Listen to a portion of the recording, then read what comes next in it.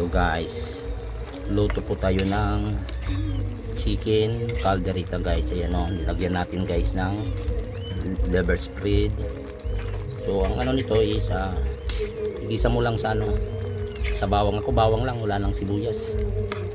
So ginisa ko sa bawang, sibuyas. Bago kayo maglagay ng sauce, lagyan mo ng asin at saka paminta or magic sarap or bitchin kung nagamit po kayo ng bitchin, pero ako hindi pa ako nagamit ng bitchin eh. Ayan guys, may iba naman, hindi lagi yung pritong lagi yung hindi crispy chicken. So, ito yung chicken calderita natin guys. So may liver spread, lagyan natin ng paprika. Yan, tapos may carrots, saka may patata. Ayan guys, so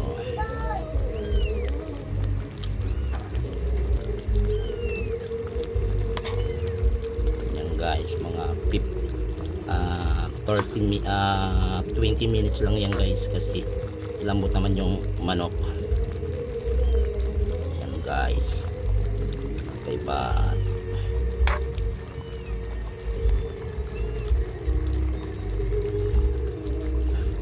Chicken calderita.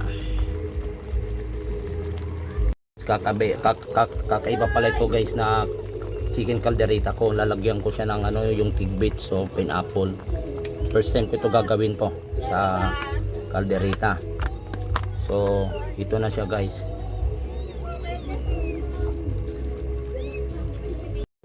Ayan guys. So mayroon siyang pineapple, nilagyan ko siya ng pineapple. Ba't kayo magtataka kung bakit may hotdog? Ito sana preprituin ko to para sa anak ko, pero isinama ko na dito kasi hindi naman siya nakain ng chicken guys, kaya naisipan ko yung hotdog isama dito. So itry ko kung kakain siya mamaya. So ito nilagyan natin ng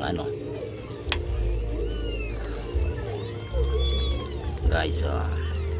Guys, ayan na po yung chicken calderita natin guys, na mayroong pinya. Kita mo yung tidbits ng pinya, patatas.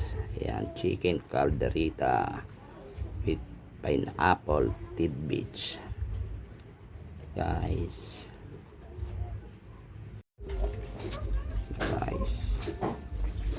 Chicken calderita guys with pineapple.